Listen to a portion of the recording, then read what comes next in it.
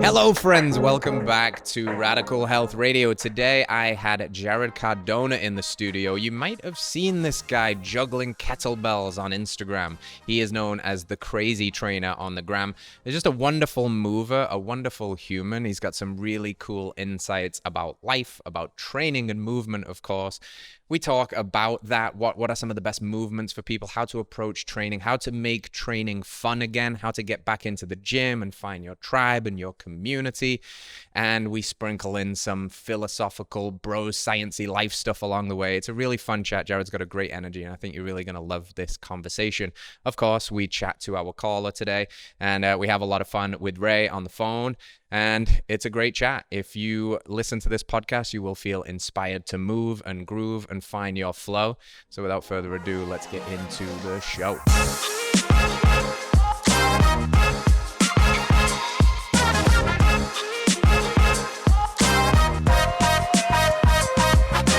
Hello friends, welcome back to the show. Today in the studio, I have Mr. Jarrod, formerly known on the Instagram as TheCrazyTrainer. You may have even seen this guy's antics, juggling kettlebells, throwing heavy sandbags around, having a whole lot of fun, unconventional training. Jarrod, welcome to the show. How's your day going, brother? It's going amazing. Thanks for coming out. It's going amazing. Thank you so much for having me. I'm happy to be out here. It's really beautiful. I don't get to see ranches often. There you go. I just moved to Austin, Texas. I don't think there's as many ranches like in East Austin. Yep. So being out here is beautiful. And in this HQ, awesome culture. Pretty nice, barefoot. Right? I'm barefoot right now.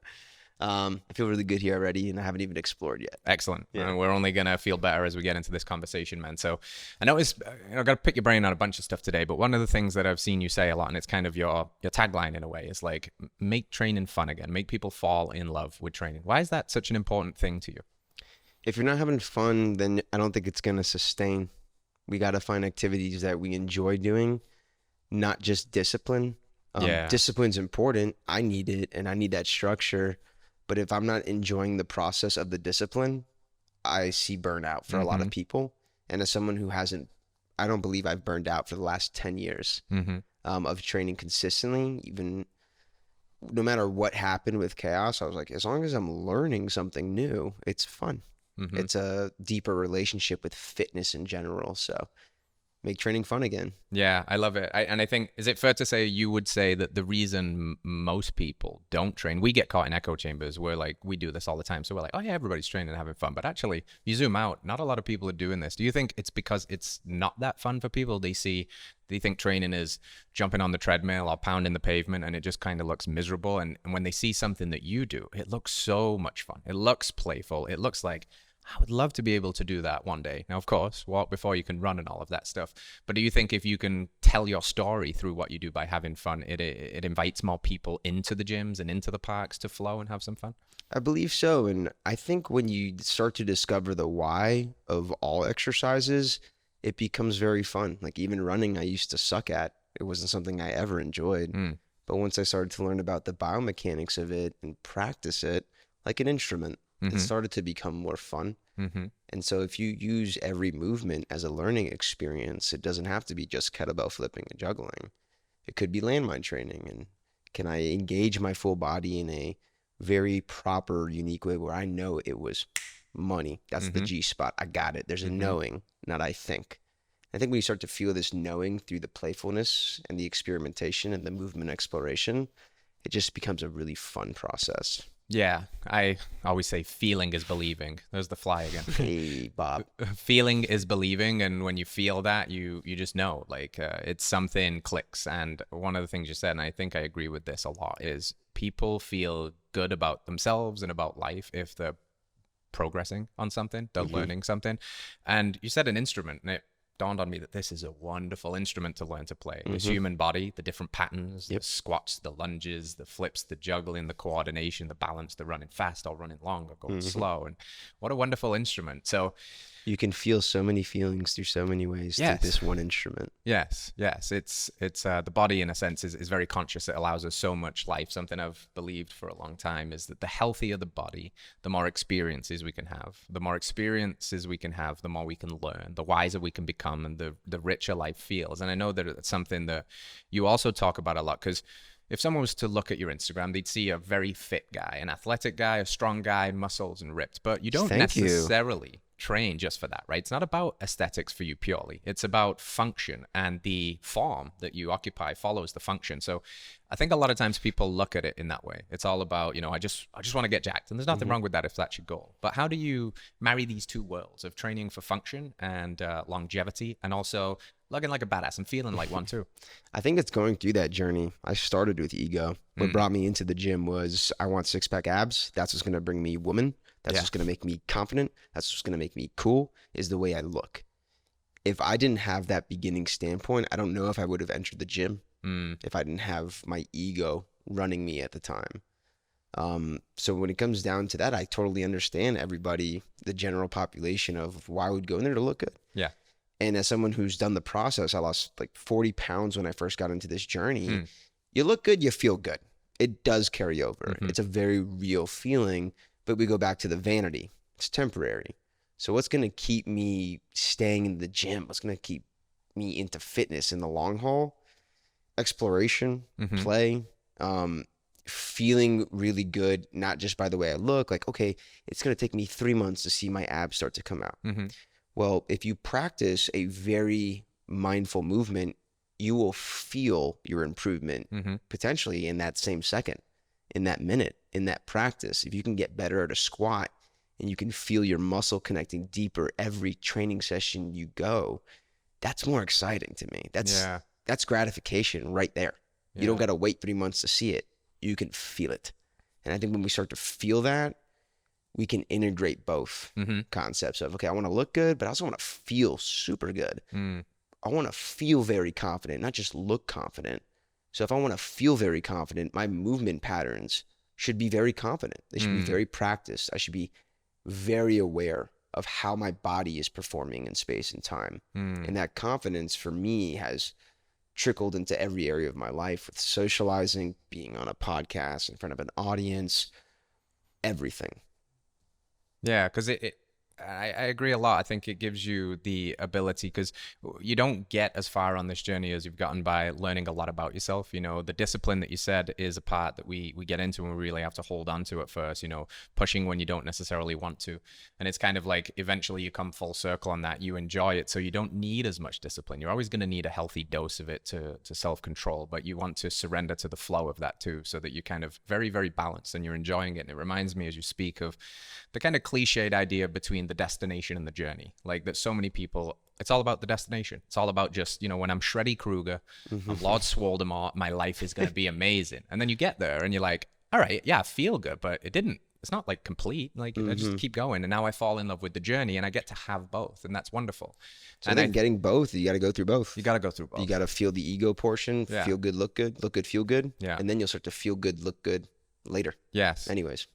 Now, what's your story, though? Because you mentioned that you lost a lot of weight and you had to kind of chase that. And it's always been interesting to me to talk to different health and fitness professionals. They usually have some kind of journey of overcoming. They usually healed in a way, or they figured it out for themselves, and now they want to tell their story through their movement, through their art. What was life like for you? Were you always this athlete? Were you always this fit kid? What's the story there? I was always into athletics. I played sports competitively until I was practically 18 years old, my senior year.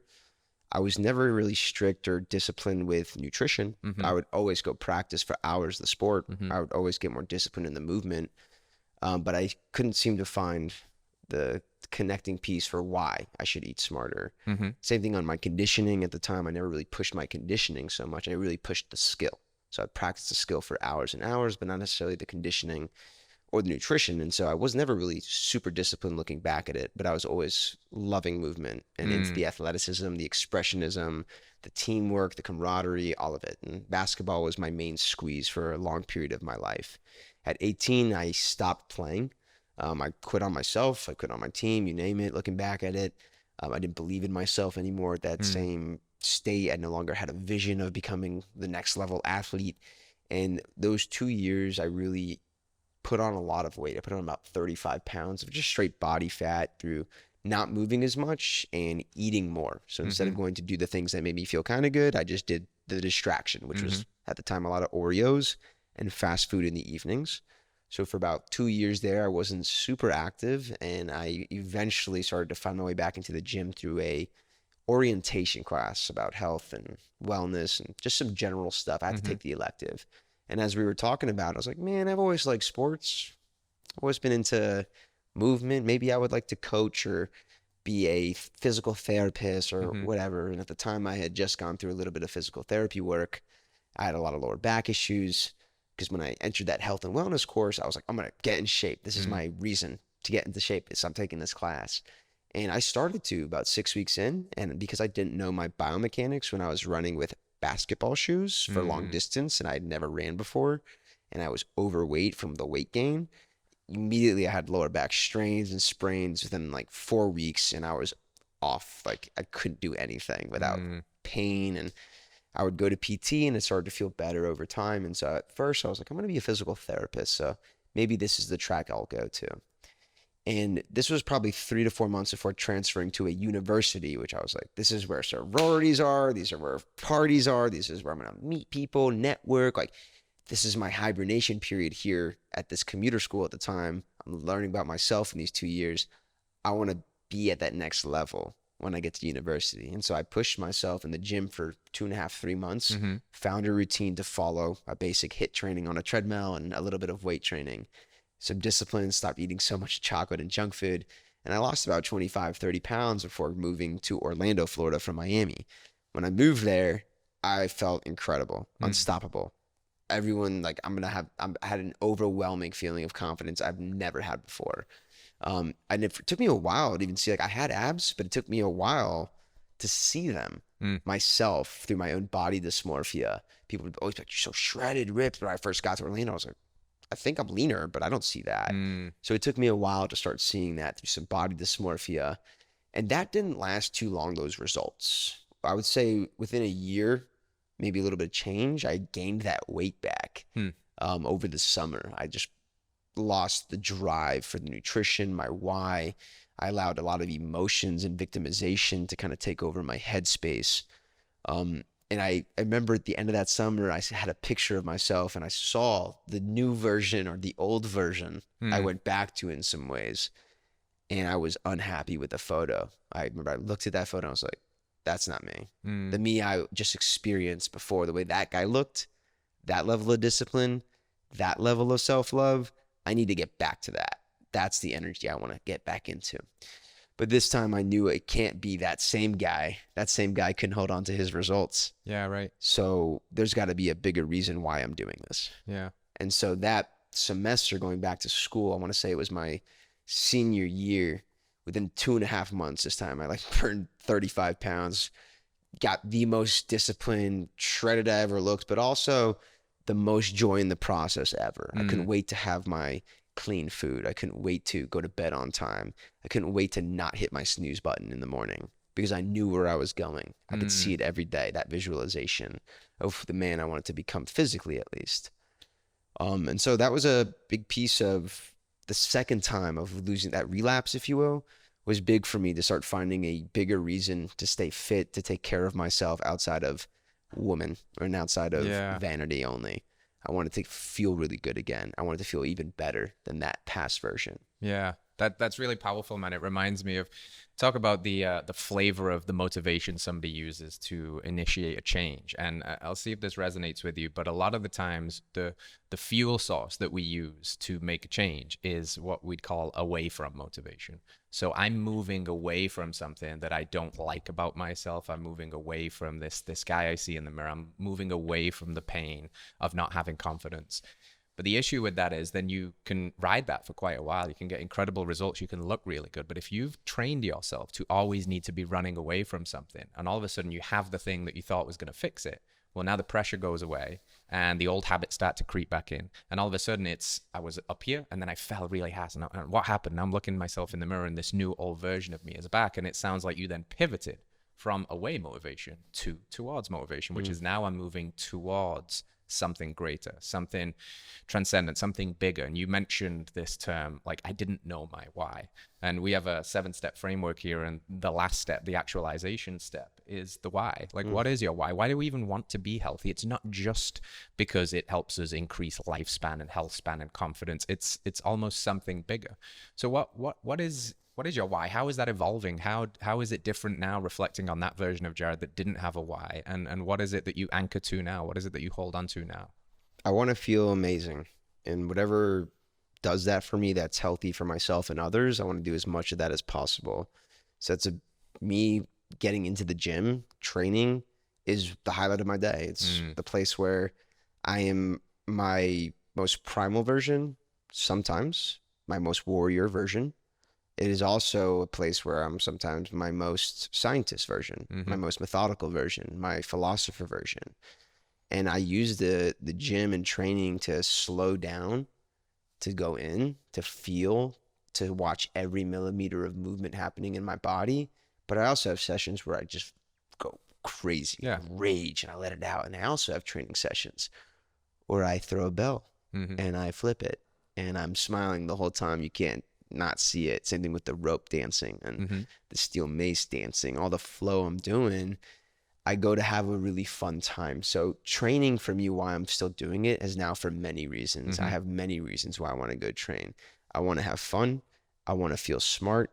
I want to feel powerful. I want to feel confident, and I want to feel love. And these are all, to me, things happening when I go train. I love that. And I really want the listener to clue into what you just said there, because I think for a long time that people in the gym, the bros, it was just seen as kind of like a meathead endeavor, that it was just about throwing weight around and it was just the primal. But you're saying so much more there. You're talking about this feeling of connection to your body and like this meditative element to it, and this working out and working in.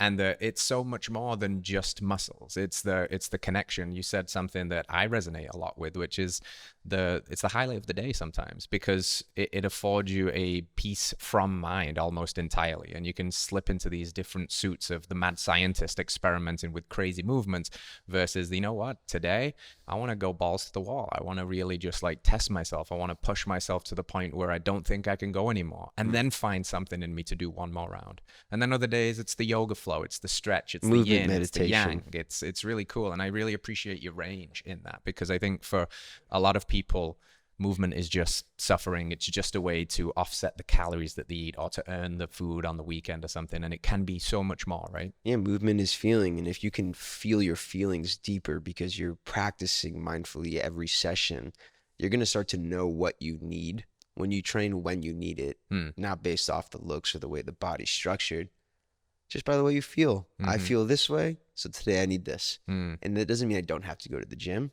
I can go outside. You know, there's so many things or opportunities to still train on days that you don't want to go balls to the wall, or your body feels like shit. Then why go train? Like, go do something, go play, go explore, go rehab yourself through very methodical movement.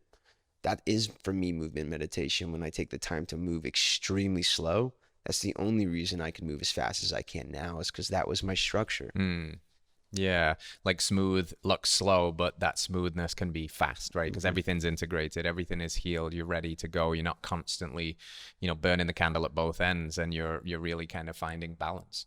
So as a trainer, as you've evolved, as you've spent a lot of this time kind of, learning your own body and these methods, and now you're helping inspire 100,000 followers on Instagram. You've got your clients, you've ran a gym, now you've moved to Austin recently, you're acquiring new clients, you're teaching classes. What are some of the common mistakes in a person's movement journey that they might make that you would hope that somebody watching this could maybe avoid, or a way in which they could see training differently or approach it differently that might be something that'd be really beneficial? I don't want to just sell coaching, but I do believe in coaching. Like, having one-on-one mentorship, not just for training, in many areas of life, is human optimization. If you want to make an experience optimal, find someone to guide you through your journey to optimize yourself. And so I think finding a very high quality coach is important. If that's something that's not in the budget, you can research. If you're in your head about all that, just go move, go walk, do anything. Just start moving around. and you'll figure it out. And if you're someone who doesn't want to go through trial and error because you don't want to suffer potentially those consequences, which there is pain there, then you ask for help. Ask for help. Maybe it's the guy next to you who you see looks great, moving great, feels great. Maybe you just ask him, hey, what do you think of my form here? And if they're lucky, they'll help you out. Yeah. In my experience as well, most people want to help you. If they have the knowledge and the skill. It's like I come from a Brazilian jiu-jitsu background, and it's always known for the quality of the community. And that's because every black belt that you see in a gym, when you walk in, you might think, oh my God, what a badass, you know? But they were once the white belt. The same dude that's lifting 500 pounds deadlift was once the guy that had to warm up with the bar and couldn't lift anything. They want to pass on that knowledge. And I think a lot of the times it's just extending that olive branch and saying, hey, you know what? I need some help here. And your point about mentors and coaches is massive. For me personally, not just in the physical realms, but in the self-development realms, it's a cheat code. You're basically going to look to someone that's further ahead in a certain area of life that you aspire to be. And you can either pay them money or, you know, work, trade, or service in some way to give a value trade to them and say, teach me what you know, hold me accountable to the process, and what might otherwise would have taken me a year can take me a month. And it's just such a powerful thing. So I really agree with your, you know, philosophy there on hiring a coach. And to your point, there's an enormous amount of free information now too, right? Like you're putting out flows and all of that stuff, but you're also educating. You're talking about this stuff a little bit more. You're getting on podcasts now. You're developing the why a little bit more behind what you see, which can sometimes be like the manifestation of all of your skills, all of the flash. And, you know, they say Rome wasn't built in a day, but they were laying bricks every hour. So it's not that you just were naturally gifted and could juggle the way you do and do what you've done. You've been laying bricks for years now. What would you say are some of your foundational bricks that when you reflect now at where you're at and what you can do and your strength and the skills that you have, what are the things that got you here? You know, the consistent patterns, the movements, the philosophies that you've followed over the years to really build a body that can move in this way and a mindset that can operate in this way? Always keep your mind open to learning from people. Everyone technically has something to offer, but asking for teaching, asking for those people that you respect in the industry, if they're moving and looking a certain way and their skill set's higher, just reach out and ask, because you never know who's just gonna, like you said, really want to help you. And I think a big part of that is culture. That's something I really wanted to touch up on. I know this question, I don't want to lose the full thought here, but when you mentioned about jiu-jitsu, I haven't done it yet or got involved with the culture, but also getting involved in a culture can be really great for you. Just getting involved with people who actually want to be around people that are stronger than themselves or raise them to another level so they can raise themselves anyways. It's kind of like, I'm going to push you up, you're going to pull me up, then you're going to push me up, I'm going to pull you up. That's right. And I think finding the right kind of cultures, they'll deliver that help anyways, regardless of the service or anything like that. Yeah. I slipped a little bit on the last question. Don't worry. That was a beautiful segue. I just wanted to tell you, because that jiu-jitsu thought too was that's so powerful as culture. Yeah. So just finding culture. Let's pull on that thread, because you recently moved from Florida. You moved to Austin, Texas out here, which is renowned for its fitness culture. And I believe that we absorb the values of our environment. So the company that we keep, the kind of people we hang around, right? If those are the victimizing, blaming, and complaining, doing nothing with their lives, like you become that, right? Or you can be around people that are strong and inspiring and entrepreneurial and ambitious, and you absorb that too, and you can rise to their level. So, you know, it's always interesting to me that culture has the root word of cult in it, and we always joke here about join the cult, but it's the best kind of cult, because it's the cult about self-development and health. What's it been like for you to leave relative security in Florida? You were set up there to come to a place that's, you know, big and exciting and new, and has got so many of these like big personalities and big minds and big visions, especially in the health space, and surround yourself in a new culture. What's that journey been like? It's continued to be expansive. It's hard, but fun and adventurous. And I'm having a blast figuring it out and navigating.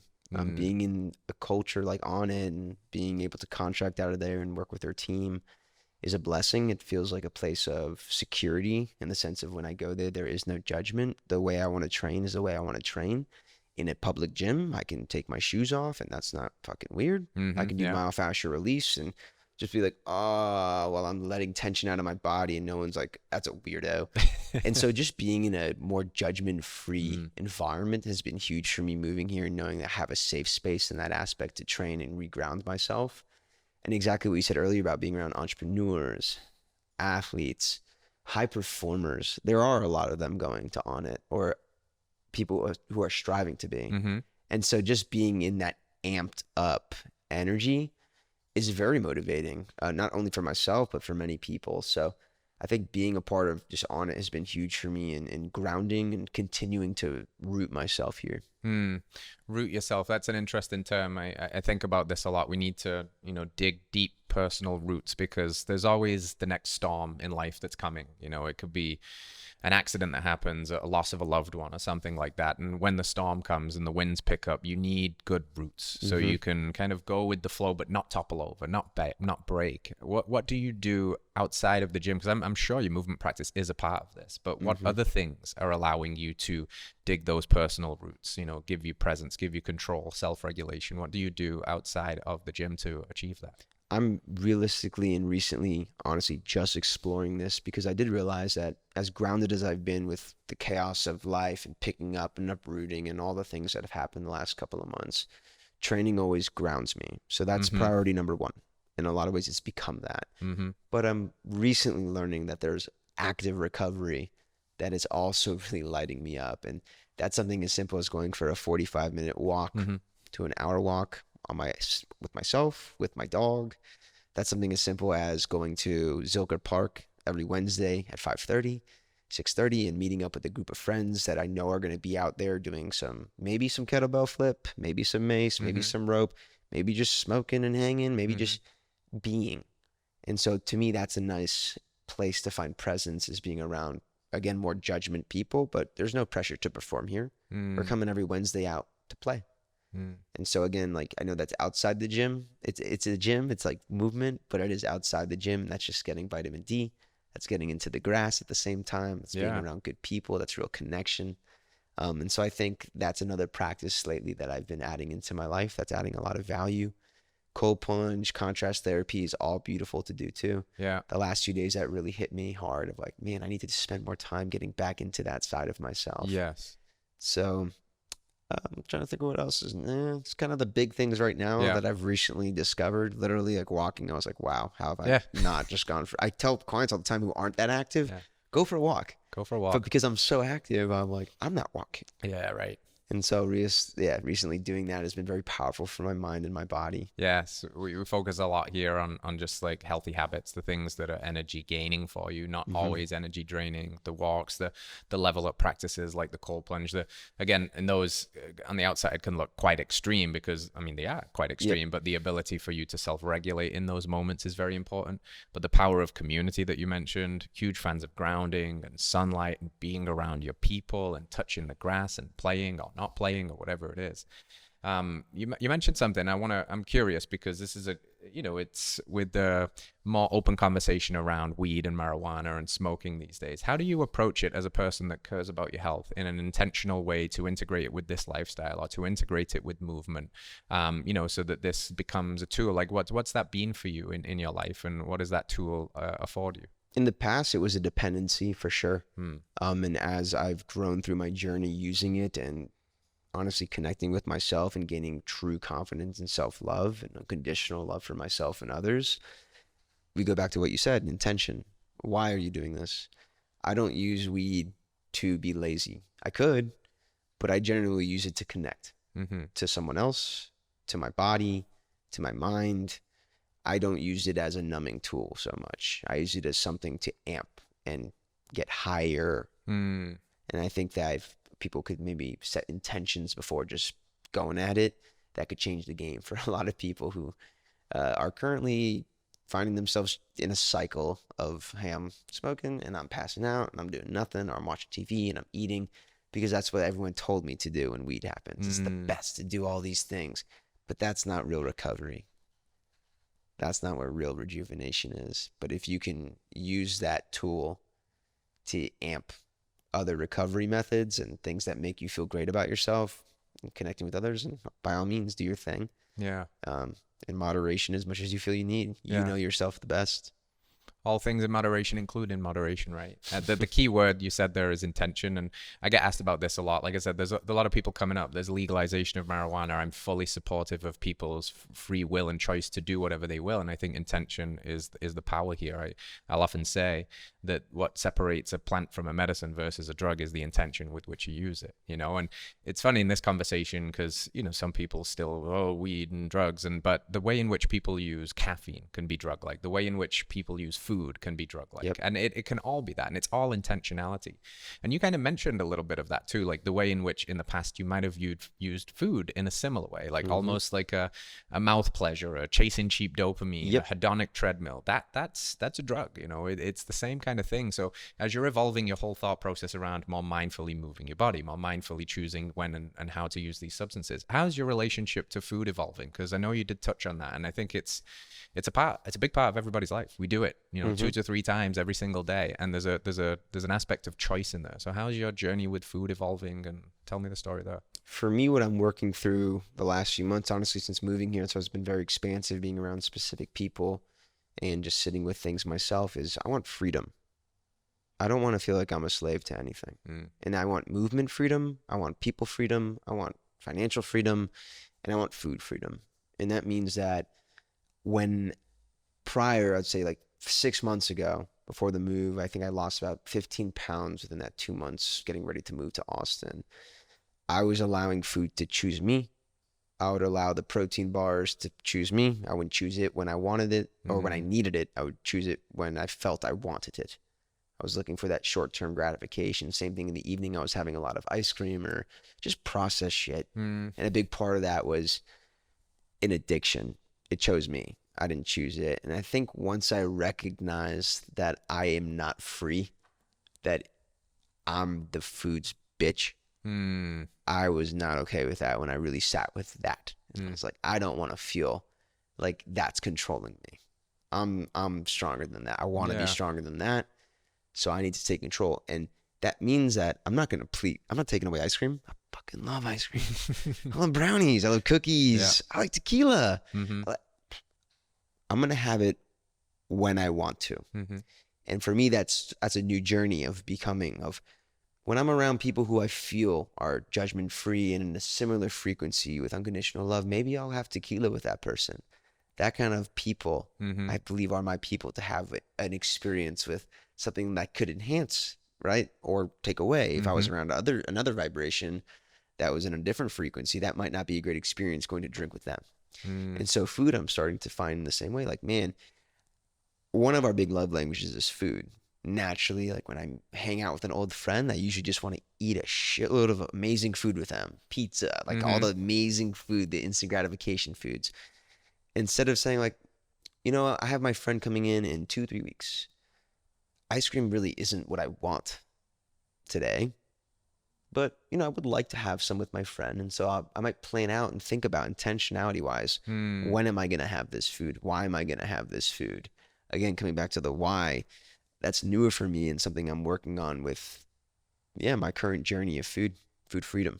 Yeah, it's a very responsible way of approaching life, that if you make everything a choice and you own the choice in that. Like I'm choosing to say no to this right now because it doesn't serve my goals. And I can also choose to loosen the reins a little bit sometimes because I'm choosing to celebrate life with my grandma's famous cheesecake, which is, okay, if I ate that every single night without thinking about it, purely because it's delicious, it's not serving my higher self. It's not me being the best version that I could be. And we have to have some semblance of order in the chaos, right? It's too much flow and we're all over the place. Too much discipline and we put a chokehold on life and we suck the fun out of it. And that's why I love this idea of like an 80-20 principle. You know, if I get most of it right most of the time, it gives me so much freedom to come to Austin and go a little bit outside of the food rules, because this restaurant and this social gathering and this experience is potentially worth more, or I can let go of the stress of it. Well, you know, it's got gluten, or it's, you know, got this thing that doesn't work for me. And I think there is that's health too, because people can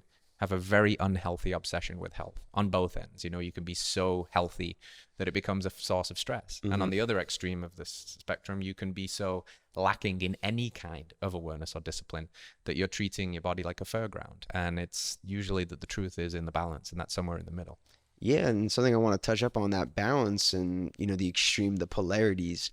I recently had a discussion with a great friend of mine, Justin Lovato, about, you know, we are 4D beings living in a 3D experience. Mm-hmm. Okay, I'm love and I'm my highest frequency all the time, blah, blah, blah, but I'm here on Earth. Mm-hmm. I'm here to live a 3D life. Pleasure's a part of that. Mm-hmm. Experience is a part of that. Fucking up is a part of that. I'm not always going to strive to be 4D while I'm in this suit. What the hell's the point of living then? Mm-hmm. In this experience, if we're not going to find joy in, yeah, let's have some cake tonight. Mm-hmm. Let's have some ice cream. Let's have a little tequila. Let's human. Yeah. Let's human a little bit. That's a part of it, in my opinion, the Yeah. experience. I mean, because that's what culture brought up as well. But being a part of the culture is being human. Yeah, yeah. And life is meant to be lived. You know, it's a very participatory game. It's not meant to be lived from the sidelines, judging or suffering and not being able to go with the flow sometimes, because life has become almost too serious. It's mirrored very much in the way in which you approach movement. You know, there's a lot of flow and there's a lot of play, and there's that balance of structure too. I'm sure like you'll see the kettlebell flows, but what you don't see is the foundational strength work. You don't see all the time the foundational mobility work. So it's very similar overlaps here. I do like this philosophy of how we do one thing is how we do most things. And the way in which you train will mirror the way in which you eat, which will mirror the way in which you interact with people. And it's a wonderful thing, because usually we get very good at one thing and then we start to see, the principles are broadly applicable. Like I can take the way that I've approached training and see that I've kind of threw out the diet thing for a while because I'm a mega burner. I'm training people all day. I can eat what I want and look like how I want. But at some point it opens up this, but that's not how I want to be. I want to be more intentional. I want to be more, but I also want to not lose myself in the process, become too rigid, become too stiff, because like you said, that's not life. And I made a point to come back to this because I really wanted to touch on this with you, because you mentioned body dysmorphia, and I think it's a really important topic, and it's an important topic for men because they often don't talk about this. But as you've kind of exploded in the Instagram world over the last year or so and really built a following, you're on display, right? And I've seen this in myself, and I feel it, and I want to have a chat with you about it. This constant comparison. You know, we say comparison is the thief of joy, and it robs us of that, because whilst you might be getting complimented left, right, and center from people about how strong you are, we often look at ourselves through quite a critical and judgmental eye, and we don't often see what people experience but I'm not him, or I'm not that way. How have you been able to, you know, like what's coming up for you there, and how have you been able to manage that as you are in the online space, which can be so much about the way the meat suit looks and all of that stuff? Like, how do you ground yourself in that? How do you practice a healthy balance? I went through an experience when I was running my training facility about a yearish in. I started to go on autopilot, and I am and was blessed enough to have a couple clientele who were really familiar with the feelings of being around me. Eventually called me out. They're like, you're not here. And I was like, oh my God, no one's ever told me that before. This sucks. Like, what's going on? And at the time, I had been going through a lot of financial distress with the gym. I just ended things with a business partner, was surfing couches, just finding flow, figuring things out. And a part of that journey was, at the time, letting go also of the expectation of Instagram of, okay, if I post, things will take off, or if I connect with this person, they're going to save me. Their reshare and their repost is going to fix my stuff. And so I really leaned into myself after I realized, like, my clients, like, I'm a leader to them. So let me lead me. Let me lead them. Like, that should be the only thing I'm focused on, not on what this incredible influencer at Onnit or this incredible influencer in California is doing. I don't know their life. I'm doing incredible things. And it took me a while to sit with, like, just because I'm not on display in the way they are, I don't have to hate them. I don't have to have any distaste for them. I can respect that. But I need to respect myself and know, damn, just because I'm not doing influencing doesn't mean I'm not influencing. Doesn't mean I'm not inspiring. And so that was something that really hit me in social media about 3 years ago when it started to take off more. I started to stop giving a shit about what I was putting out in the sense of what would happen from it. What would I get out of that? So a few years ago, I really let go of that expectation of comparison when it came down to followings. The way, the following was so much bigger. What's my impact? Like, how am I gonna figure this shit out? Like the real estate is already all taken. So that was something I went through a few years ago. And I think without the right unconditional love around me who really knew me, I don't know how fast I would have come out of that. My clients coached me back. That's very awesome. Cool. Yeah. So that was a piece of at least like Instagram when it comes down to following and all that stuff. I really realized who I'm really impacting. And that was huge for me. Just having a facility, the 20, 30 people, that's plenty. Yeah. I don't need to impact millions. Yeah. It's cool if it does, but like, they're my people already. Yeah. Let me live with them first. Like, let me really step into my best version with them.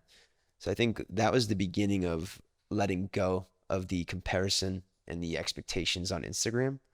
When it comes down to my physique, I can move this way and you move this way. Yeah. It's cool. You look amazing. So happy for you. But I move like this.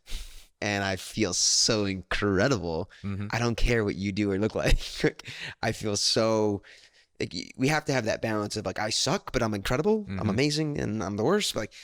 But when it comes down to my physique, which is the way it's represented in looks, is a part of my food decisions, yes, but it's also a part of my movement practices.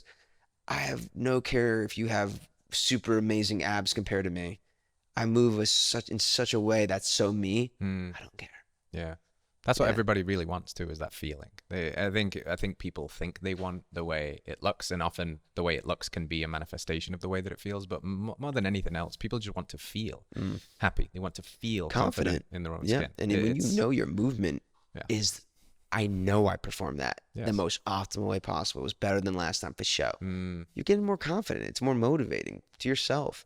I had someone also a while back, a friend of mine asked me, he goes, there's this other kettlebell juggler and they do the same exact move you do, but it looks different. Do you ever think about that kind of stuff? And I was like, yeah, I mean, realistically, they have longer arms than me. So I have to maneuver my body differently than they do to get there. I'm different, but I'm still doing the same thing, but in my own way. Yeah. So again, there's no reason to compare. I don't know what got them there. And it's funny because if you actually take the time to ask, what got you here? It's way more relatable and you have way more understanding instead of any kind of comparison. Yeah. One of my good buddies in the kettlebell juggling world, Daring 101, his name's Colin, really incredible man and leader and father and all the things. Great person. He's, in my opinion, one of the best and one of the most amazing to watch. But I asked his background when I got to connect with him, and he goes, oh, I danced. The dancing, I always was at the club, the bars. Like, he had a lot of rhythm. His whole life, he was, in my opinion, scared to step onto the dance floor to perform, not for everyone else, let alone for himself. I had never accessed that until the last couple of years. How could I compare me to him? There's no point. That's 30, 40 years of different experience than me. Yeah. I got a lot of time to go. I hope. Yes, absolutely. And I think, like to that point of just remembering that we are all different and we're not supposed to be carbon copies, and that we can look to other people for inspiration and ideas, but let's just leave it at that. Let's not play the vanity metric game. Let's not tie my self-worth up in I should be further along than I am, and let's just again fall in love with the journey and the process. And I think coming back to what you do now and realizing that your influence wasn't necessarily in having a certain amount of followers online, that your influence is who you influence on the daily, and that stepping into that's all to do with me being the leader that I can be. How are you influencing people now in this community with your classes? What are you doing? Like, I know you're dabbling your toes into the entrepreneurial, like, online space. Like, what's happening there? What's that world like and evolving for you, and what's that teaching you? More ownership. More accountability. People do need structure, so I need to get better as a coach, more disciplined.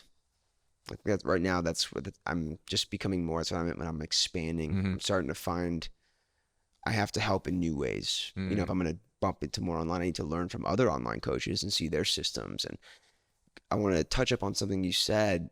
I'm not going to compare me to you. If I am, I'm really just inspired by you. Mm-hmm. And I'm not telling you that I'm inspired by you. And I think when most of us are getting jealous or envious, Mm-hmm. we're really, that's love in a different form, in a Mm-hmm. different translation. It's like, I'm jealous of you because I'm inspired by you. Yeah. Else, why would I be taking the time to be jealous of you unless I'm literally motivated by you? Yeah. And I think when we don't say that and communicate that love, it turns into this other frequency. Yeah. I have a quote I've said before that envy or jealousy, interchangeable, is your unlived potential projected onto another. Mm. So if I look at Jarrod and I'm like, oh man, Jarrod's so good and I can't juggle that way. And look how many followers he's got. And I get some envy in me or jealousy. It's got nothing to do with you. It's got to do with me that like I'm seeing reflected in you what's possible in me. But it's easier for me to just get up into my animal brain and just be like, oh, he must have just got lucky, and instead of being like, wow, that's so cool and that's inspiring, and how can I like reflect that back into me and just see that what I'm feeling right now is just an untapped potential that you're showing me is possible, you know, and that's how we can use other people in the world as a mirror. And I think dropping the worry as well, maybe, of what other people might think is a big one, right? Like I think I heard Mark Manson say the quote, you'd care far less about what people thought about you if you realized how little they do. Like nobody's thinking about you, man. Nobody. You know, we're all too caught up in our own stuff. It's complex, this human stuff. And when we put ourselves out there in the world on Instagram, I think we have a tendency naturally to worry about that. What will they think? How will this come off? How do they think I look, etc. But 99 times out of 100, people are just like, oh, that's cool, and they move on because they're all too busy doing their own humaning, you know? Yep. Yeah. With if you were to have some kind of magic wand that you could wave where you could prescribe movements to gen pop, you know, the average person, the person that needs help right now, it's 88% of this country is metabolically unwell, that don't move well. What are maybe 3 to 5 movement patterns that you would like to see people do more of? Like, and it could be as simple as walking, but what's some stuff that comes up there that you think would be really beneficial for people to take away? Let's say a listener they're into the diet stuff and they're doing all that, but they haven't moved much. Like, what's something you'd be telling kind of a beginner to start looking at to develop a movement practice? I vote explore. Like, you really got to try tools out, maybe. Like, just because one position isn't your position doesn't mean you won't find a transition that is. And so sometimes if like the kettlebell is if the kettlebell's shiny to you and you're like, that looks cool, go try it. And if you try it and it's not your cup of tea, but you want it to be, you learn the fundamentals, you learn the roots. So I would say exploration, movement exploration, that's just super important for self-discovery. When it comes down to gen pop, like my scientist brain goes into like, what are my general trends? I think you asked that earlier, like of what's going on right now. A lot of people are walking around in pain. A lot of people are walking around in knee pain, hip pain, low back pain, neck pain, shoulder pain, all pain, foot pain, you name it. Pain takes away from presence. If I'm thinking about my pain right now, instead of being here, this experience isn't going to be as magical as it could be for us, let alone the viewers, let alone the culture. So getting pain-free is my highest priority as a coach.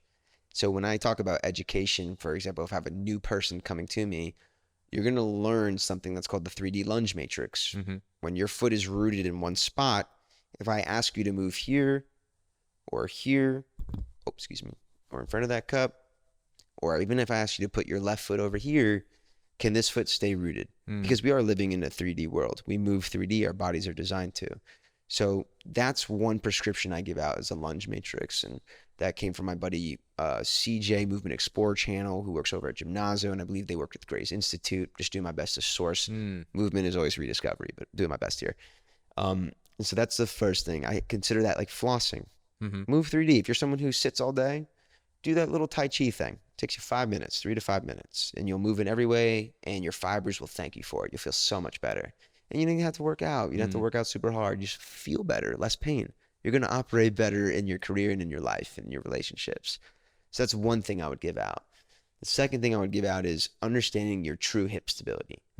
Making sure your hips are actually stable. If one cheek is higher than the other, you're going to probably have some lower back pain. So really learning how to optimize your hip stability to me is super imperative. Understanding the spinal engine. So the connection between our hip through our lats, how we rotate through. This thing, like a dog and cat when they walk around really fast, we have the same thing. Think of a baby that crawls. They're crawling. Right knee goes to right elbow, left knee goes to left elbow. That constant shift is happening through our spinal engine.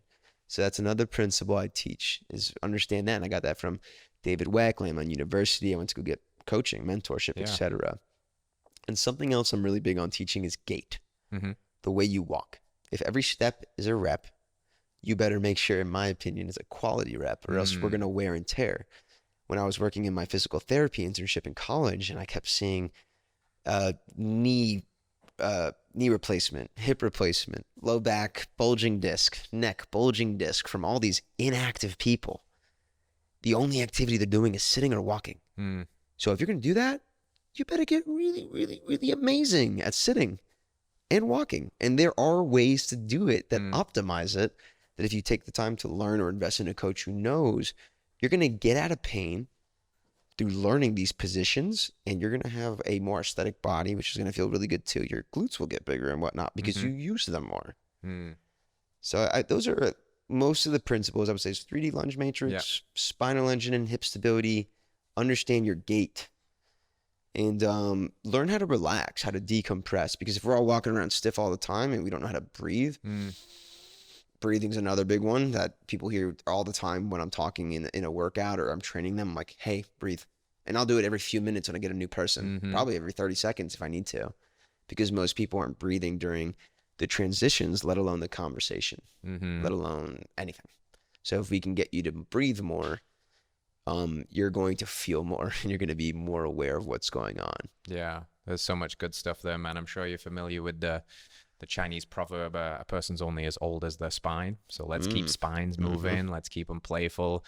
The walking thing, so underrated. The gait that you said, like, and how much dysfunction's potentially happening there, not only because I love that. Every step is a rep, by the way. I'm going to steal that one. Share it with me. And, but the footwork too, right? And I see you're a guy with birthright. You've trained birthright, like the function of the foot, restoring the foundation. And again, start slowly. You can't just, start deciding you're a barefoot runner and go run 10K because you'll feel that. But, right, train in the body. Life is practice, is what I'm hearing you say. The way in which you practice breathing or slumping down or practicing bad reps is ingraining your system, and you're gonna have to foot the bill for that one day. So and there's balance. If you're gonna live like that, you better train the opposite, in my opinion. Because I'll be honest, right now I'm not on. You undo the damage. I'm not as on as I could be. Right. I'm at 60-70%. But I train at 100. So if I can walk out of that training session living my body optimization at 70, because I do enjoy shrugging. I do enjoy the forward protraction of my shoulders. It feels good on my rib cage. I don't always want to load my hips. Sometimes I want that low back stretch. But awareness is key. I had Aaron Alexander, who's another Austin guy, and he's a big movement guy. Live podcast. Yes, that's right. Following him. And he said something really cool about posture, because he's like, everybody's thinks that perfect posture is this constantly, okay, like straighten the spine, and like, imagine I've got a balloon on my head, and there's a time and a place for that. But he basically said that your next position is your best position, and that posture is just an adaptive thing, that we're always moving, we're sitting, we're changing, and sometimes you're slumped and sometimes you're really open. But it's just about the awareness. Like you said, if I'm aware that I've spent a couple of hours in this pattern now, well, when I get outside and I put my feet in the grass and I go, okay, let me open up again, let me expand. And that again becomes another thing that movement can offer you as a tool for mindfulness, just like the breath, just like pushing pause. Am I where my feet are right now? Or am I up here in the ether worrying about tomorrow or regretting what happened yesterday? Well, how do we get there? We can check in with the body. We can take a breath. We can pause. We can become intentional, and we start to see that everything that we do, matters. There's no neutral, it's like inputs and outputs. And if we just start to be a little bit more intentional, I think it can carry people a long way. I want to add one more principle that you reminded me of. Okay. That I received from one of my mentors and coaches, Alex Canellis from Landmine University, which is a big part of how I train now, is that Landmine. Positions before transitions is the last principle I want to add to that. It should have been the first. Because if we can position ourselves in a way that we feel so stable, now we can talk about transitioning to the next position, because we'll go back to stability in that instability. So we first got to learn the stability, in my head, the discipline, before we just start flowing. And so a lot of how I train is in millimeters of movement. It's very slow, methodical movement, especially when I first started. When I got into the game of all this flow, remember a few months in, I was like, okay, it's cool, but I have pain here. in here and here. I don't like that. And so slowing down and moving millimeter by millimeter, that discipline, that mindful movement, that's what keeps my transition smooth. That's what keeps me safe and able to continue to transition from each position. So positions before transitions. You know what's very interesting about that? We talked about jujitsu a little bit. There's a trope in jujitsu that it's position before submission. Mm. So there's there's a lot of similarities to what you just said there. It's really owning the position, settling in, being aware of all of the moving components before just rushing to the fancy move or rushing to the heavy snatch. And there's a lot of parallels there, which is really cool. And yeah, jujitsu is very complex 5D chess with the body. You know, I think you'd really like it. I man. keep getting told, and so I'm thinking about reaching out to Six Blades. Yeah. I like Sanchi over there, Ribeiro. So we'll see what comes in the next couple of weeks. But the mirror, the universe, this is like it keeps coming. Yeah. So and you just happen to land. I mean, we've got a few guys here that train, and there's 10th Planet here. There is Gordon Ryan's gym here. There's B Team Jiu-Jitsu. So if you're not into that space, that doesn't mean much. But basically, Austin, Texas has recently become the mecca for Jiu-Jitsu too. So you know, you're obviously a very talented and driven individual, and I'm sure the athleticism and the flow that you've got, I just think you'd really like it. And I think there's something, you love the primal. I know you love to throw that heavy sandbag around, like when you lock horns with another guy in a safe environment, you guys could just get at it, and then you can high five afterwards and share some laughs. There's something very divinely masculine about that, you know? yeah, Yeah, I can see that. I can feel that. Same thing when we train with each other, and it's coming from love. Like I want you to get stronger. Exactly. Yes. The last question I want to ask you is just, I want you to try and put me in your head when you are in the flow state that from the outside looking in, when you're juggling, like you said, there's a big smile on your face and you're having fun and it looks so bloody smooth. Like it's dance, like you said with your friends example. What's going on there? Or is there nothing going on? Is that the state of no mind? Like tell the listener, like, and if they've not seen videos, please check out the Crazy Trainer on Instagram and watch some of these flows because they're beautiful to watch. You're making art with the body and with this giant cannonball with a handle. What's it like to experience that? The beginning experience, the beginning of this journey of finding flow is extreme focus, extreme association. When you're learning in the beginning and you know that you can get the skill, that trick down, it's a taste away. You keep missing it millimeter, but you know you're getting closer every time. It's like entrepreneurship. It's like so many of the things in life where we access that flow state, that playfulness, that hours have gone by of me dropping the kettlebell over and over. I'm having fun. Eventually you might get a little frustrated, but when you find that flow in anything at work, you tend to do it often. So that was the first sensation I got from starting to find flow with the mace, the kettlebell, the rope, the landmine even. At this point, I use it sometimes to completely disassociate. So you might walk by me when I'm flipping. I can't even see you. I might feel you for a second, but if I felt you, then I took away from my moment of me and the bell making love. And so at this point, I'm so disassociated and associated at the same time when I kettlebell flow. It's kind of like walking, what we talked about earlier. Like it's on. It's so automated at this point that I can kind of turn off. Yeah, that's what the kettlebell has become for me when I flow. I am at peace. Nothing else really exists. If I'm learning something new, then that playfulness and exploration and childlike energy comes right back. So when you see me get a new trick down, I've probably been in that state of mind for a while, and it's definitely transmuting into my relationships and into my friendships, that newfound childlike energy and play. So that, I think, is what I went through and what I still go through when I'm learning new patterns and new tricks, and because there's still a whole undiscovered world there. It'll be the same thing with jiu-jitsu. I know I'm going to find extreme fluidity and flow in the beginning. Yeah. And I talked to one of my clientele who's a black belt, love you, Mike, out in San Antonio. And he was talking about why I should also go into jiu-jitsu, because he's going through that same process and has been as a black belt. And when he entered the kettlebell and the mace, he got to re-experience this playful flow state. So that's, I think, what I'm pretty much going through. And if I have the right music in my ears, like, it can be transcendental sometimes. I can get crazy downloads, like meditation. Movement meditation for me is very real with the bell. reflection on the experience sometimes too is also big for me. Yeah, it's wonderful. I think it's pretty cool what can happen when we like get out of our heads and we lose the self for a little bit and there's just this something else moving, you know.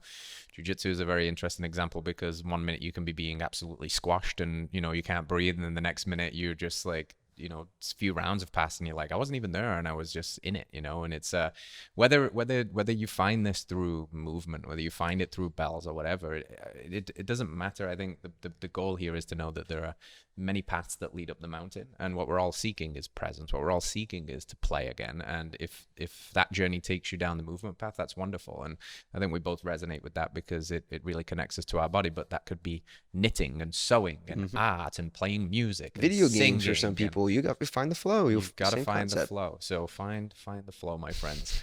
All right, brother. It's an amazing conversation, and as is tradition on this show, we always have a caller on that has a question, and we'll field the question, and we'll see what we've got going today, and we'll see if there's anything to offer. Sometimes the nutritional base, so I'll kind of take the lead, and if you want to add anything from a training perspective, feel free to do so, man. So Amazing. Let's see who we've got on the line today. Looks like we got a Mr. Ray from Georgia. What's going on, Ray?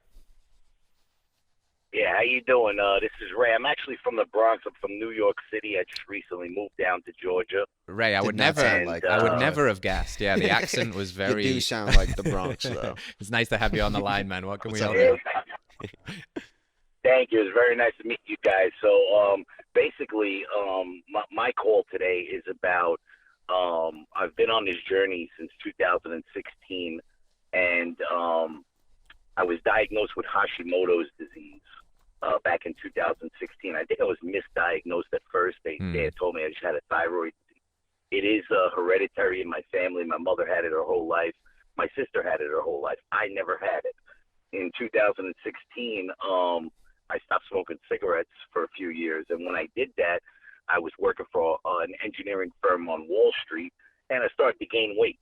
And I thought, why am I gaining weight? I've never had this problem in my life. You know, as a younger kid, I'm 41 now, but as a younger kid, I always was like, you know, I wasn't muscular or anything like that. I was always 180, 190, 5'10".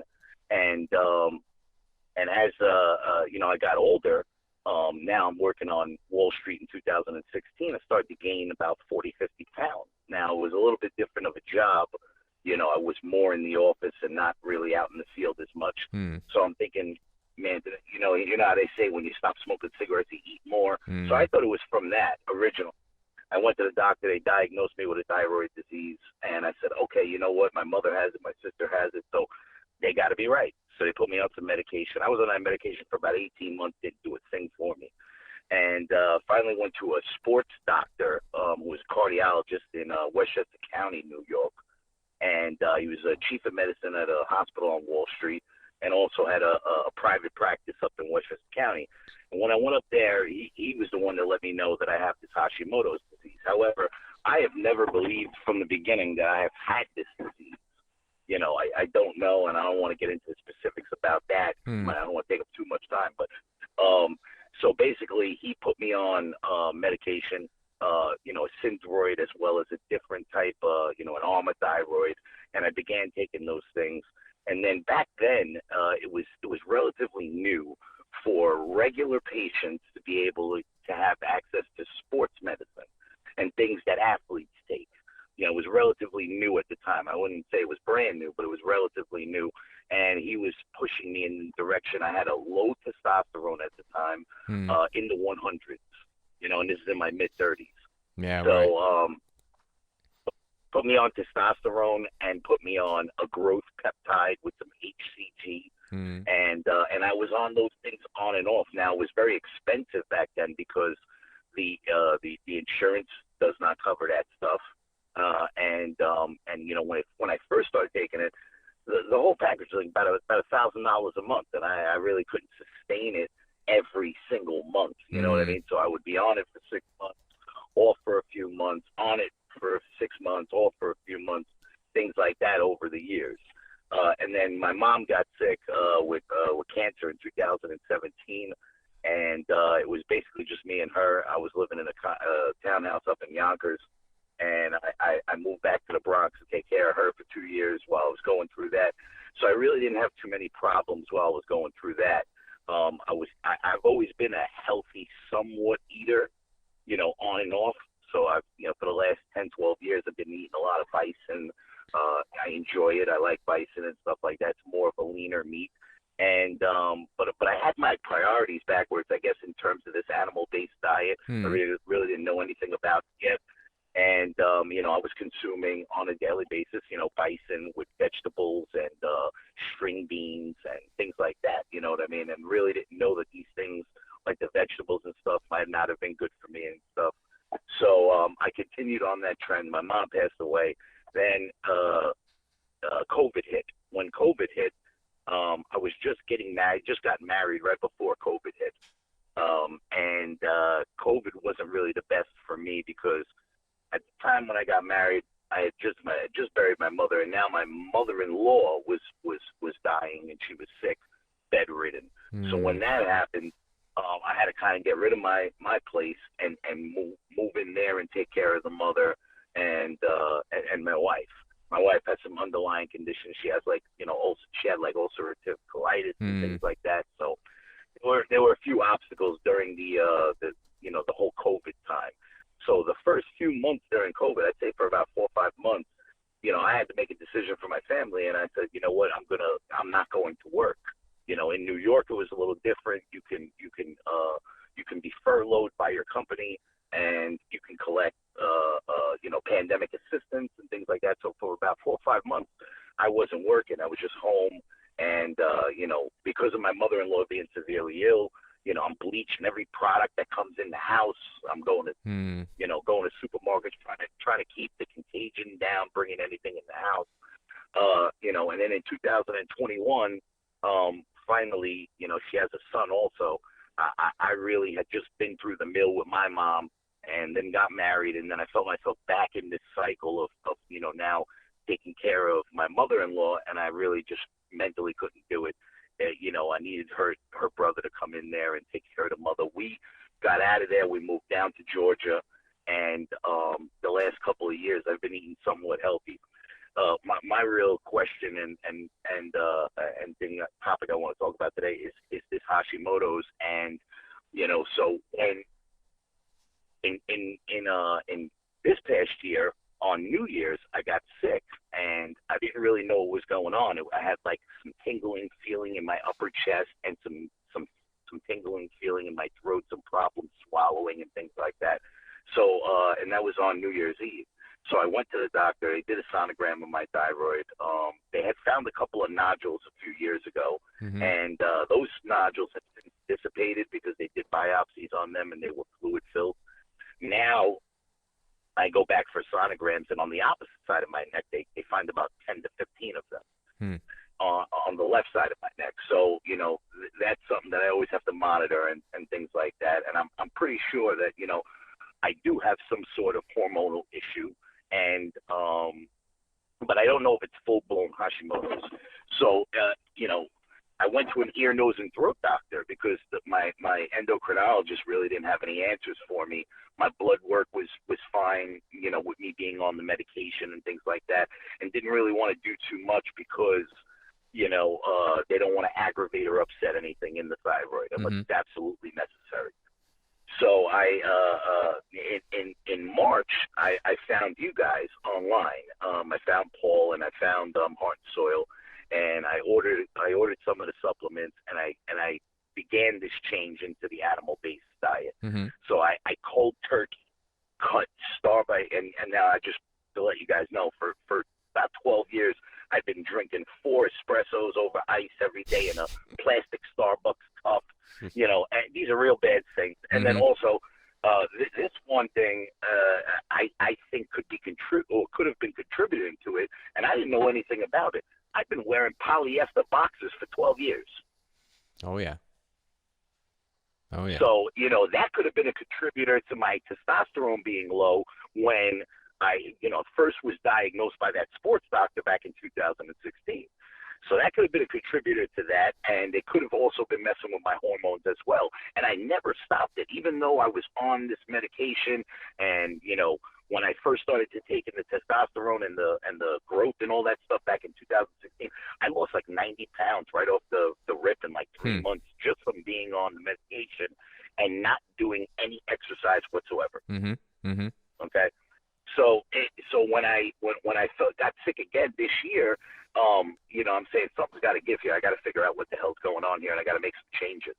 You know, so just off the top, I'll tell you that I do smoke cigarettes and I do smoke pot. Okay, so my wife smokes cigarettes. My wife smokes pot. I never had an addictive personality. I can pick up and put things down at the drop of a hat, you know, at my will, because that's just the type of person I am.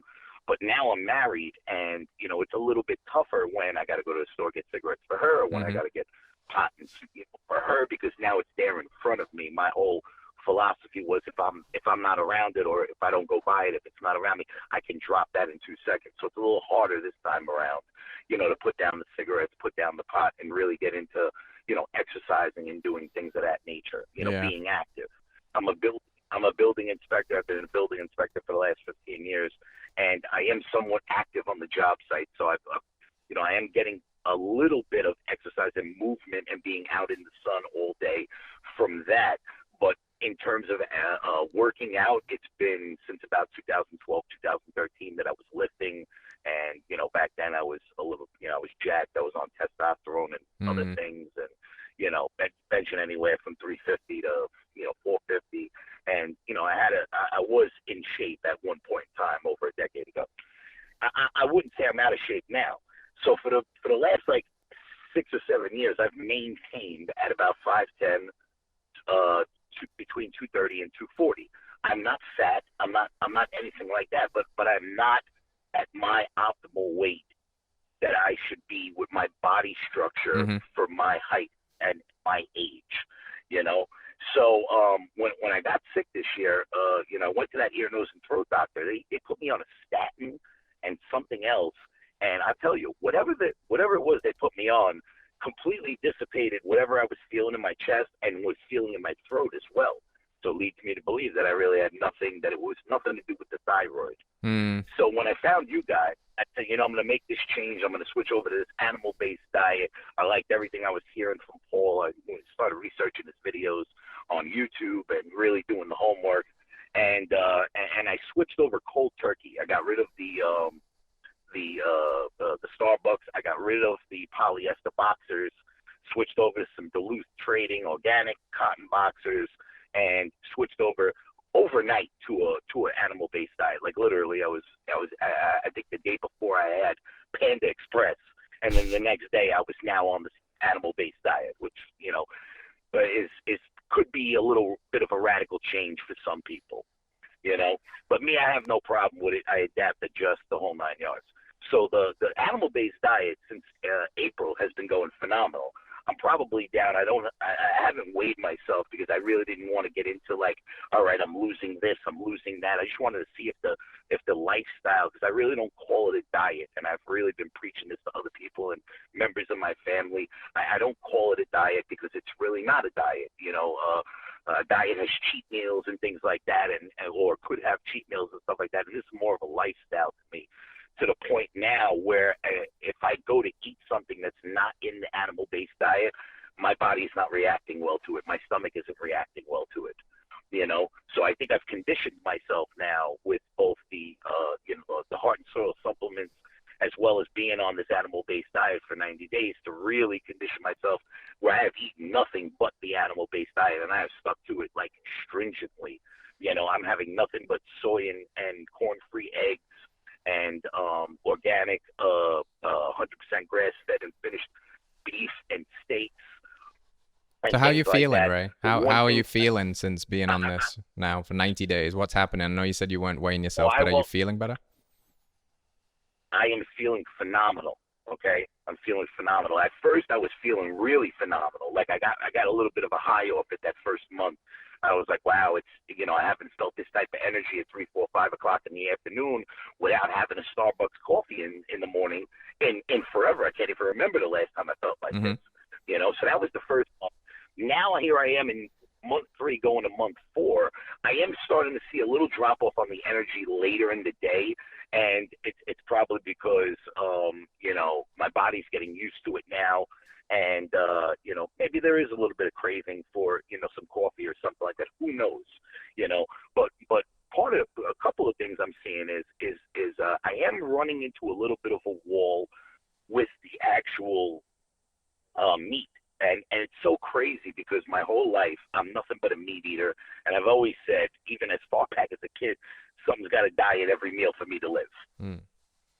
You know what I mean? That's just how I am. I need meat with every meal. You know, there could be some other stuff on the plate, but I need meat with every meal, whether it's breakfast, lunch, dinner, the whole 9 yards. I need meat with everything. You know, and I've completely cut out pork. I only eat now during this last 90 days, only eat beef and steaks. But one question I wanted to ask was, I know in some of the videos with Paul, he's talking about, you know, really just sticking to the ground beef every day. And it is a little hard for me. I don't know why, because I love burgers and I love, you know, I think maybe it's the fact that there's no brown. I'm Italian, so I come from an Italian neighborhood where we're very big on pasta and bread. You know, I've lived my whole life on bread. You know, I mean, I could polish a dozen bagels in less than 5-10 minutes. You know what I mean? That's the type of you know, type of enthusiasm I have towards bread and pasta products. But you know, and I may be seeing some sort of withdrawal from that too, because I really did it cold turkey. Who knows? But really, what I wanted to know was, I do love a leaner cut of meat when it comes to a steak. So I have been sticking to 80-15 on the ground beef and sticking to, you know, trying to eat the ribeyes and stuff like that. But I'm not really a marble fat kind of guy. You know what I mean? I'm not really like a, you know, like a ribeye guy per se. You know, I'm more, when I eat steak, I'm either eating a sirloin or a filet mignon. So really, I wanted to know, is the leaner meat okay for me? You know, in this diet. Like just last week, I'll give you an example. I'm not really a ribeye guy, but I'll eat it. I just got, you know, 14 ribeyes from this one of these farms, and I got it shipped to my house. So I'm having a ribeye every morning for breakfast with 2 eggs, corn and soy free, scoop of honey, raw milk, raw cheese, a little bit of maple syrup, and a little bit of microplastic free salt. I actually, in the last, say 2 weeks, I've now switched. I'm actually doing a little bit of a fast in the morning. So I'm waking up in the morning, I'm having my bone broth, and I'm having, sometimes I will have 1 egg, you know, a soft boiled egg. But I'm kind of not eating breakfast anymore. Okay, let me jump in. Let me jump in here.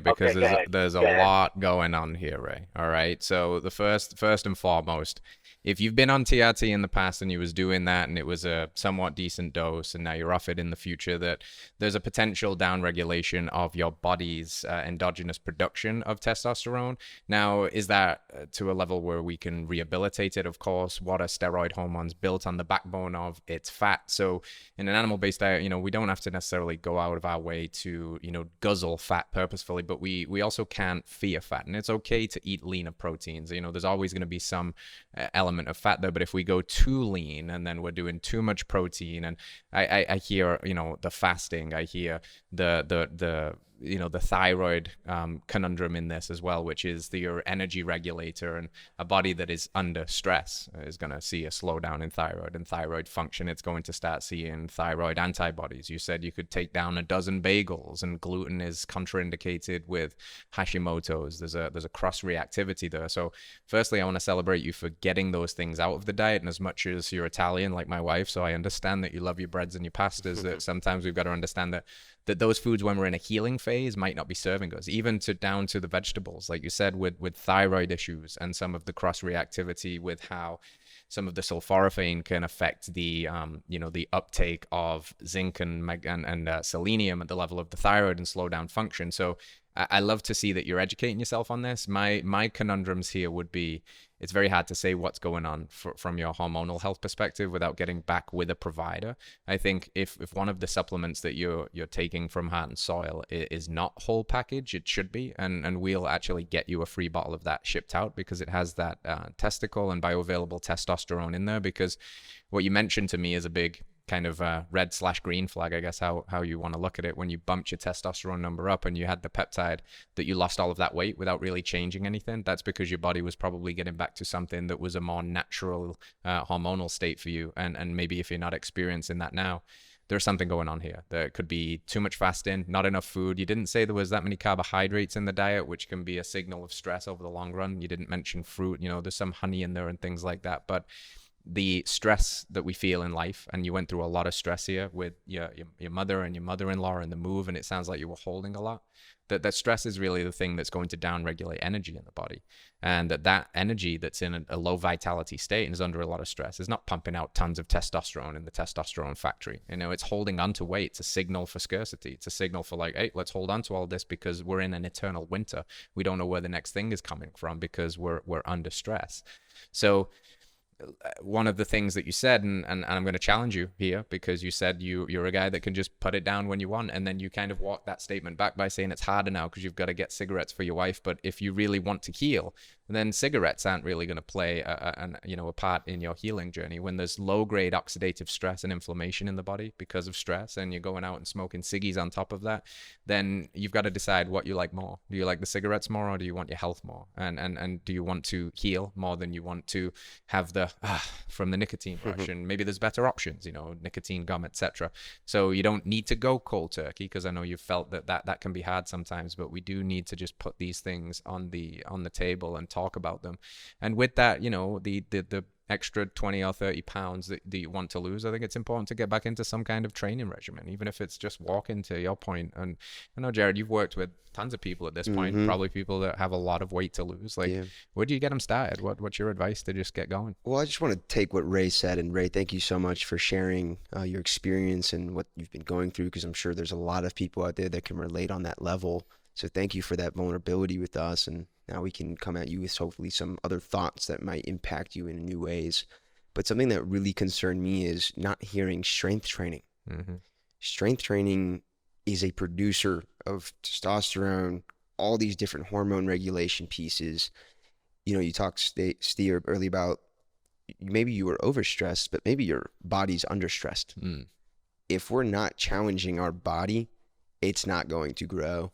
In the hormone production, the nervous system, that's all taking place within strength training. It's great to walk upstairs.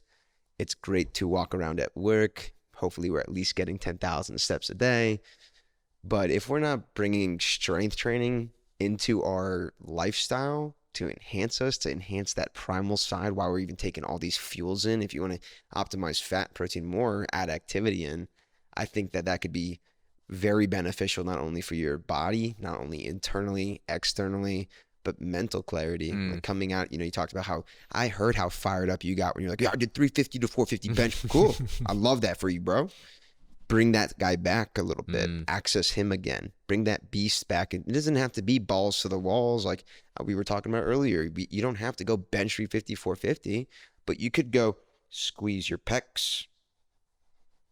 Leg day is one of the biggest productions of hormones because all the blood flows to the gonad. You understand what I'm saying? So if we can get all that blood flow to there, I mean, it's going to enhance many things outside of your hormone production. So that's my last thought, 'cause I don't know much on the other end of everything else, but I did want to add in that thought. No, you nailed it, dude. And I'm glad you filled the hole that I missed, because it's such an obvious one there. Like, push your body under load, ask the nervous system to adapt. It's one of the best things we can possibly do. There's like a few key things for testosterone production. Resistance training, top of the list. Adequate nutrition, adequate sleep, and keep your stress in check. Reduce the booze, reduce the other things that are adding to the oxidative stress load. And, you've got something there to work on, a healthy challenge from me to remove the things that you are choosing that are potentially injuring your metabolism. And if there is a thyroid condition here, these can be healed. If you remove the foods that are causing the issue, the body wants to heal. If you remove the things that are causing the stress, and you do the things that we're suggesting here, you start paying a little more attention. It sounds like your diet's moving in the right direction. I wouldn't be scared of throwing some fruit in there and, just diversifying a little bit. But to Jarrod's point, get back under that barbell a little bit. Or, if you can't get into the gym right now, push-ups are great. Squats are great. Being Lunges inactive are great. is stress. Yeah.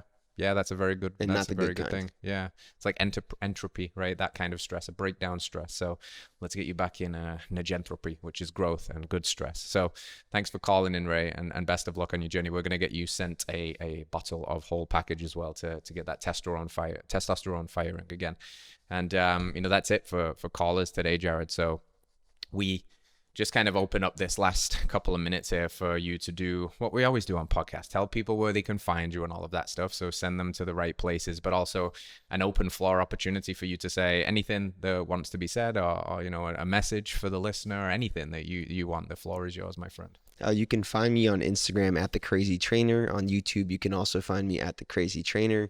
On Facebook, you can find me. I'm just kidding. I'm not going to give you my Facebook. All right, I will. Jarrod Cardona, if you really want it, it's there. If you want to be friends, you can be friends with me there. That'll I might be not follow you nice. back on Instagram, but I'll definitely follow you back there. And I think, I think I said everything I felt was my truth for the most part. Yeah. And I just want to remind people, like, give yourself as much love as possible, as much grace, but also get someone around you who's going to give you a little slap in the ass to remind you that we could do more. There you go. And that's okay. Yeah, I love that, man. And if you're ever in the Austin area, you host classes on it, right? You do like that. You've mentioned the Zilka Park on Wednesdays, and you've got some workshops and stuff coming up. So it's all on the Instagram. All on the Instagram. This Saturday, if you're around in Austin somehow, from 10 a.m. to 4:20 p.m., I'm running a Kettlebell Flow 101 workshop where we talk about the principles, the stability pieces before we even touch a kettlebell. You're going to learn a lot about your body, because the kettlebell is just an extension of your body. And same thing on Mondays and Tuesdays. I teach it on it live in the morning on Monday, in the evening on Tuesdays. All kinds of tools, all kinds of practices. You could find me there a lot of the time training. And if you're around Austin, you'll find me somewhere outside probably too. The Crazy Trainer on the gram. Slide into Jarrod's DMs. Let him know what you liked from this conversation, and go flow with this man. He's a gentleman. It's a pleasure to chat to you, Likewise. brother. Let's go swing some bells. Appreciate and we'll you. see you next week. Woo! Hey. All right, friends, thanks for tuning in to another episode of Radical Health Radio. We got a fresh new podcast for you every Wednesday. If you enjoyed the show, consider liking, subscribing, reviewing, and rating us on your podcast platform. It helps us spread this message of radical health. We'll see you next week.